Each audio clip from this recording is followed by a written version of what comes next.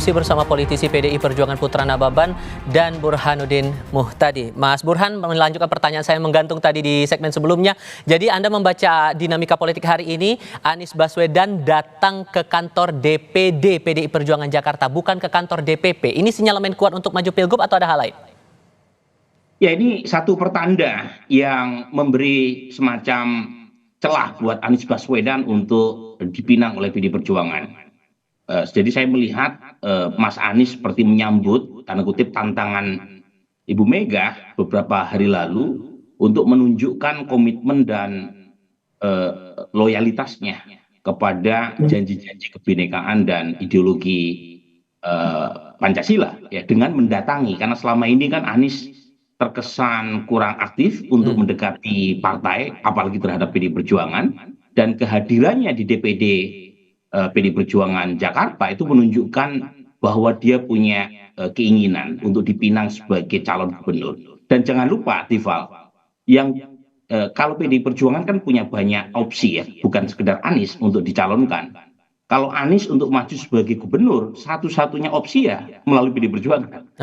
Dan itu harus ditunjukkan dengan proaktif mendatangi PDI Perjuangan.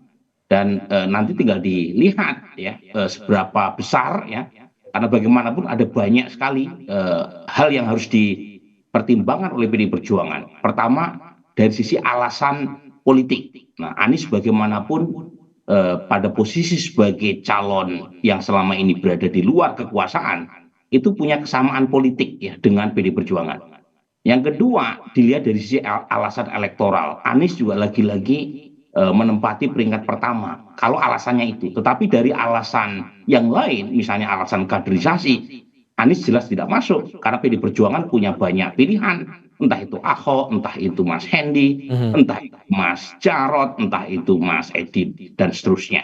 Tetapi lagi-lagi ini bukan hal yang mudah karena pasti ada banyak pertimbangan, termasuk kalau kita lihat meskipun Anies elektabilitasnya tertinggi, tetapi di segmen konstituen PDI Perjuangan Anies hanya dipilih oleh 7% saja. Nah, itu temuan menurut SMRC, itu temuan menurut indikator.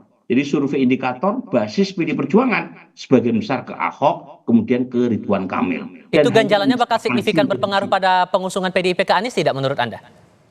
Nah, lagi-lagi pertimbangan mana yang mau dipilih? Apakah alasan politik dan alasan elektoral, ataukah alasan ideologis dan kaderisasi? Bagaimanapun masih ada jarak antara Anies dengan PDI Perjuangan, ya, terutama kalau kita flashback ke 2017, ya. Tetapi dalam konteks politik kita hari ini masih mungkin, Tifal, wong kita aja nggak membayangkan Jokowi dengan Prabowo bergabung. Nanti tinggal kita lihat, ya, berikutnya apakah Anies yang secara ideologis mungkin agak berjarak dengan PDI Perjuangan, kalau dilihat dari sisi kemungkinan ya mungkin saja, tetapi lagi-lagi masih ada waktu buat Ibu Mega, buat jajaran PDI Perjuangan untuk memikirkan plus minusnya. Nah, kalau begitu gimana tuh Bang Putra, pandangan ideologisnya dengan konstituen agak berbeda kalau kita tarik 2017 juga halnya begitu gitu. Nah, nanti pendekatan PDI Perjuangan untuk mengusung nama tertentu, entah itu Anies atau nama lainnya, pendekatan masalah ideologis kah atau masalah ya yang penting siapapun yang punya peluang menang atau gimana? Ya, biar bagaimanapun kan PDI Perjuangan seperti yang disampaikan oleh Mas Burhan tadi, setelah adanya putusan MK, dan ini kita juga sedang mengawal supaya nanti PKPU-nya itu juga sesuai dengan putusan Mahkamah Konstitusi, tidak kembali ditelikung di tengah jalan. PDI Perjuangan bisa mencalonkan calon gubernur dan wakil gubernur pada tanggal 27 sampai 29 nanti. Nah, tentunya calon-calon ini kita inginkan itu betul-betul sesuai dengan aspirasi dari masyarakat Jakarta, gitu ya. Nah, dalam kaitan ini tentunya kita melihat selama ini kan kita memang selalu berkontestasi berhadapan dengan Pak Anies, baik itu di mana di Pilgub tahun 2017 dan juga kemudian di Pilpres. Meskipun waktu di Pilpres kita tidak terlalu frontal karena Pak Anies memainkan peran untuk mengkritik pihak yang menjadi lawan kita juga. Nah, dalam hal ini tentunya kita harus menjajaki bagaimana kalau memang nanti menjadi keputusan, tentunya kita juga harus menjajaki seperti yang disampaikan Pak Burhan tadi. Tapi kami percaya bahwa pendukung PD Perjuangan itu akan menerima dan akan juga mendukung putusan dari DPP, dalam hal ini Ketua Umum PD Perjuangan. Kami sudah terlatih dan terbiasa ketika Pak Jokowi waktu itu juga dipilih oleh DPP di tahun 2012, itu juga mendapat dukungan dari seluruh pengurus yang ada di DKI Jakarta. Begitu juga para pendukung PD Perjuangan yang ada di seluruh DKI Jakarta. Baik, bagaimana kemudian Mas Burhan kalau kita membaca basis pemilih Anies yang fanatik, apakah kemungkinan akan berpaling kalau jadi Anies diusung oleh PDI Perjuangan? Nah, ini memang tidak mudah ya menyatukan dua basis konstituensi yang berbeda. Tetapi Anies juga menghadapi masalah karena PKS sebagai tulang punggung kekuatan Anies selama ini itu mendukung Ridwan Kamil, dan ada doktrin taat kepada Qiyadah yang diikuti oleh akar rumput PKS yang setidaknya akan mengurangi dukungan dari segmen pemilih PKS kepada Anies Baswedan, dan itu harus dikompensasi dengan dukungan dari kelompok nasionalis. Dan kita tahu PD Perjuangan adalah backbone-nya. Anies sendiri di Pilpres kemarin kan kalah di Jakbar dan Jakarta Utara yang kebetulan menjadi basis PD Perjuangan. Jadi memang tidak mudah ya buat Anies, tetapi juga tidak mudah buat PD Perjuangan. Karena PD Perjuangan punya calon, dan di antara nama-nama dari kader PD Perjuangan yang paling mendekati Anies, Ahok. Tetapi Ahok sendiri karena 2017 itu masih tersangkut isu abad pertengahan. Ya, saya sebut itu ya, isu abad zaman batu ya, yang membuat sebagian pemilih Islam itu masih kurang antusias untuk memilih Ahok. Jadi hal-hal semacam ini saya kira akan dipertimbangkan matang.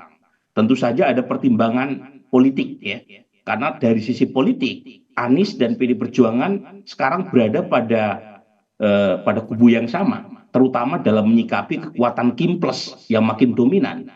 Jadi kalau pertimbangannya itu, saya kira Anies akan dipilih sebagai calon gubernur. Tetapi kalau pertimbangannya adalah ideologis dan kaderisasi, Anies saya kira bukan opsi untuk dipilih sebagai calon gubernur. Nah, Bang Putra, ini kan tinggal menunggu keputusan dari PDIP begitu. Nah, apalagi yang akan dipertimbangkan untuk kemudian menyatakan putusan untuk siapa yang akan diusung di Pilkada Jakarta nantinya? Ya, itu menjadi kewenangan dari Ibu Ketua Umum dan DPP ya dalam hal ini ya. Tentunya tadi yang disampaikan Mas Burhan itu benar sekali. Kita juga mempunyai kader-kader yang sangat mumpuni, yang sangat dekat dengan akar rumput PD Perjuangan, dan bahkan bisa bukan hanya PD Perjuangan tapi para simpatisan dan pemilih dari PD Perjuangan, bukan hanya kader dan anggotanya saja. Kita punya yang cukup banyak kader-kader yang mumpuni, dan tentunya dalam hal ini kita masih membuka komunikasi politik dan silaturahmi dengan Pak Anies. Nah, tentunya kan pandangan-pandangan Pak Anies yang selama ini kita sudah lihat kan ada track recordnya semua ya, bukan hanya pandangan yang baru disampaikan beberapa jam yang lalu, tapi bagaimana Pak Anies menyampaikan pandangannya ketika Pilpres dan saat debat Capres, dan juga saat setelah selesai pemilihan kan kita monitor terus, dan kita tentunya mengevaluasi pandangan-pandangan dan pikiran-pikirannya Pak Anies dalam hal ini, dan tentunya itu menjadi bahan pertimbangan buat pimpinan di dalam menentukan pilihannya. Tapi yang disampaikan Pak Burhan sangat betul sekali, bahwa PD Perjuangan tidak kekurangan kader.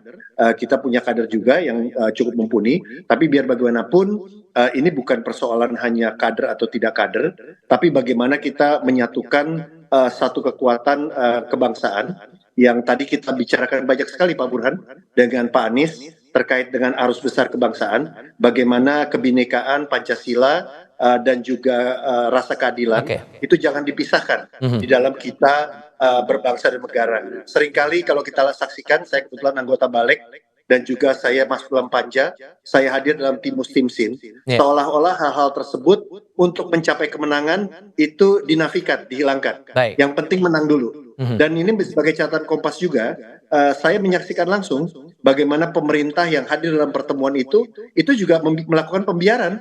Artinya sudah jelas itu adalah putusan Mahkamah Konstitusi, tapi pemerintah mengikuti mana yang mayoritas. Padahal yang mayoritas itu bisa salah. Dan akibatnya kita melihat bagaimana mahasiswa dan masyarakat madani bahkan bukan tanda petik lagi, menjebol tembok DPR Oke. untuk menyatakan ketidaksetujuannya. Nah, hal-hal seperti ini harusnya menjadi bahasan kita, bukan hanya sekedar punya KTA atau tidak, Baik. kader atau tidak, ya masuk PDI atau tidak dan lain Oke. sebagainya. Nah, kita kurang membahas terkait hal ini, tapi lebih suka membahas tentang teknis-teknisnya saja, gitu loh. Karena tentu ini juga nama yang patut dicermati begitu sejauh mana elektabilitas dari pasangan calon begitu. Oke, saya terakhir ke Mas Burhan kalau begitu. Kalau melihat nama Anies punya potensi untuk diusung PDIP, Anda membacanya di akar rumput PDIP setuju juga atau enggak nih?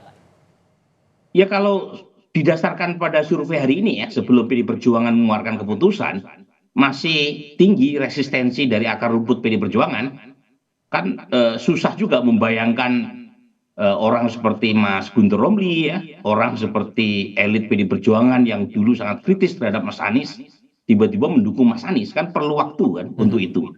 Nah tetapi lagi-lagi kalau pertimbangannya adalah perlunya penyatuan kekuatan oposisi terhadap dominasi Kim Plus, saya kira mengusung Anies bagian dari opsi yang perlu dipertimbangkan. Karena jangan lupa PD Perjuangan sekarang menjadi satu-satunya kekuatan oposisi formal. Dan itu jauh dari cukup untuk memberi perimbangan terhadap kekuasaan. Dan Anies adalah representasi dari tokoh oposisi di luar parlemen. Nah kalau misalnya pertimbangannya itu, ya Anies bisa menjadi opsi untuk diusung oleh PD Perjuangan meskipun masih ada resistensi di tingkat rumput PD Perjuangan. Sekali lagi sedikit banyaknya pilkada ini bicara soal sosok, tapi ini juga yang kita tunggu dari PDI Perjuangan, nama siapa yang akan diusung untuk Pilgub Jakarta. Bang Putra dari PDI Perjuangan terima kasih, Mas Burhan terima kasih juga sudah berbagi perspektif bersama kami. Sehat selalu semuanya, selamat sore.